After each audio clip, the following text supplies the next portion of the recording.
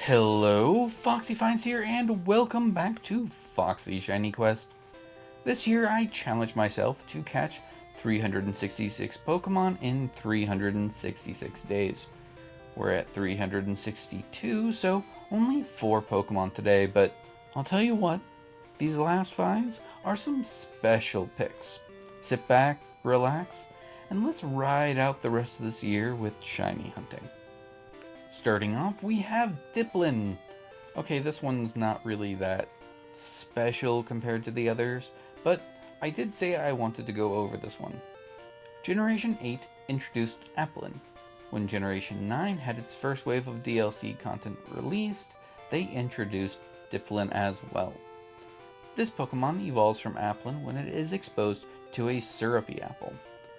We knew that there was another round of DLC coming, and a lot of people suspected that Diplin would get an evolution there because this Pokemon received a bonus from Eviolite, an item which boosts the power of Pokemon that were not fully evolved. Some people suspected that this was an error, but it seemed unlikely due to the fact that it wasn't patched out. Unlike Applin and its other parallel forms, this Pokemon has a second creature inside. It's a symbiotic relationship between the head and the tail.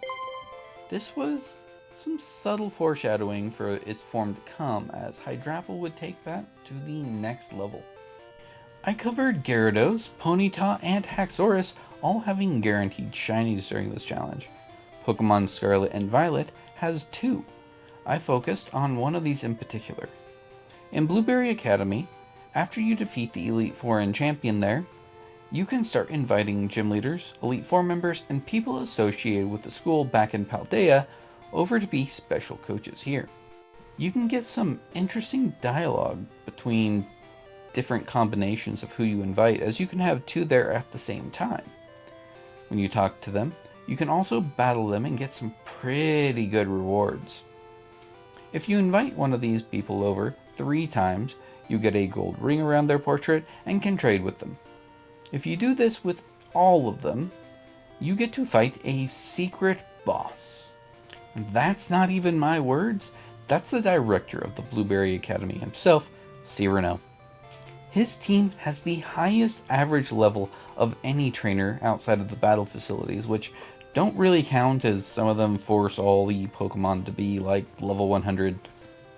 Each of his Pokemon has an item, a diverse moveset, and some decent abilities, including some with their hidden abilities.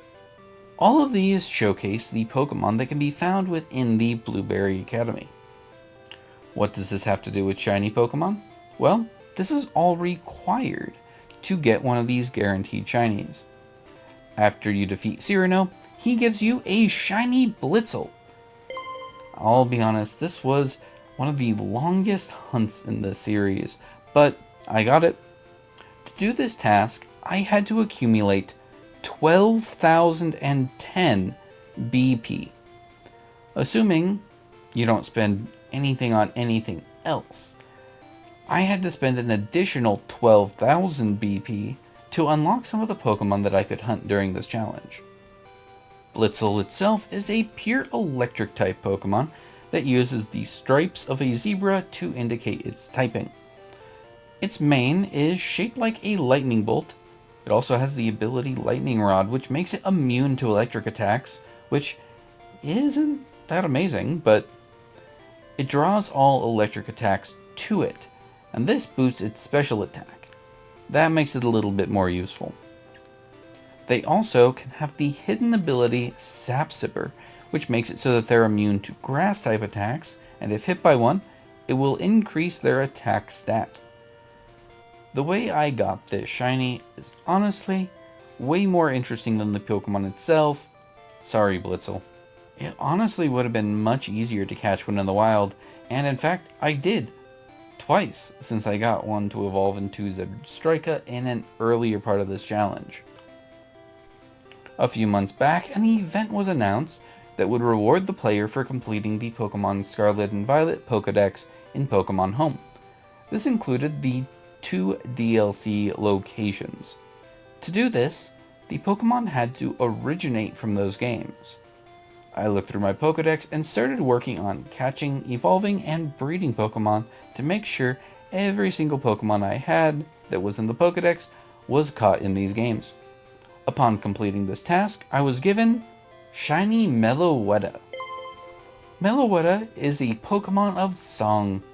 It has a signature attack, Relic Song, that will change this Pokémon's form from its Aurea form to its Pirouette form and back. This changes its typing from normal Psychic to normal Fighting. Outside of this, Meloetta also learns a lot of sound-based attacks.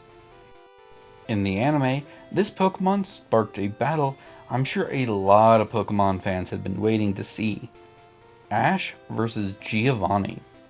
That's right, 753 episodes in, and Ash's Pikachu takes on Giovanni's Persian. This is their first canonical meeting, as the only other time that they met prior to this was in Mewtwo Returns, which is largely considered not canon. It's worth noting, Gary also once fought Giovanni and lost. That was almost 700 episodes prior to this. Spoiler warning here.